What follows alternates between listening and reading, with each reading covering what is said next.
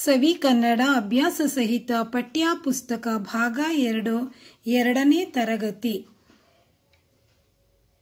ಪಾಠ 11 ಮಂಗಗಳ ಉಪವಾಸ ಪದ್ಯ.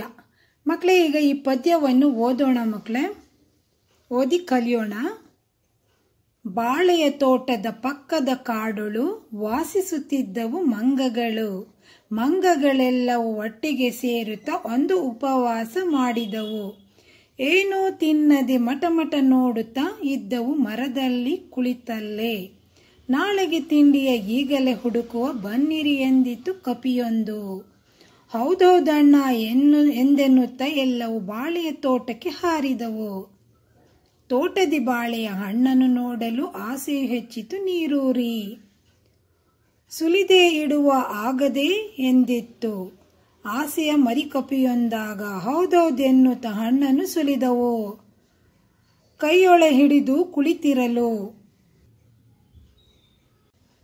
ಕೈಯಲ್ಲೇತಕ್ಕೆ ಬಾಯೊಳಗಿಟ್ಟರೆ ಆಗದೆ ಎಂದಿತ್ತು ಇನ್ನೊಂದು. ಹಣ್ಣನ್ನು ಬಾಯಲ್ಲಿ ಇಟ್ಟವು ಜಗಿದೆ ಇಡುವೆವು ಎಂದಿತ್ತು ಮತ್ತೊಂದು. ಜಗಿದು ಜಗಿದು ನುಂಗಿದವೆಲ್ಲ ಆಗಲೇ ಮುಗಿಯಿತು ಉಪವಾಸ. ಈ ಪದ್ಯವನ್ನು ಬರೆದವರು ಮಚ್ಚಿಮಲೆ ಶಂಕರನಾರಾಯಣ ರಾವ್.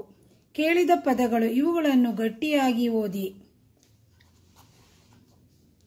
ಬಾಳೆ, ಸುಲಿ, ತೋಟ, ಇಡು, ಉಪವಾಸ, ಹಿಡಿ, ಹುಡುಕು, ಬಾಯಿ, ಹಾರು, ಇನ್ನು, ಹಣ್ಣು, ಜಗಿ, ಆಸೆ, ನುಂಗು, ಹೆಚ್ಚು. ಪದಗಳ ಅರ್ಥ. ಪಕ್ಕ ಅಂದರೆ ಬದಿ, ಮಗ್ಗಲು, ಹತ್ತಿರ. ಉಪವಾಸ ಅಂದರೆ ಏನನ್ನು ತಿನ್ನದೇ ಇರುವುದು. ಕಪಿ ಅಂದರೆ ಕೋತಿ. ಆಸೆ ಅಂದರೆ ಬಯಕೆ. ಜಗಿ ಅಂದರೆ ಅಗಿಯುವುದು. ಸುಲಿ ಅಂದರೆ ಸಿಪ್ಪೆ ಬಿಡಿಸು. ನುಂಗು ಅಂದರೆ ಸೇವಿಸು, ಬಾಯಿಯಿಂದ ಗಂಟಲೊಳಗೆ ಇಳಿಸುವುದು.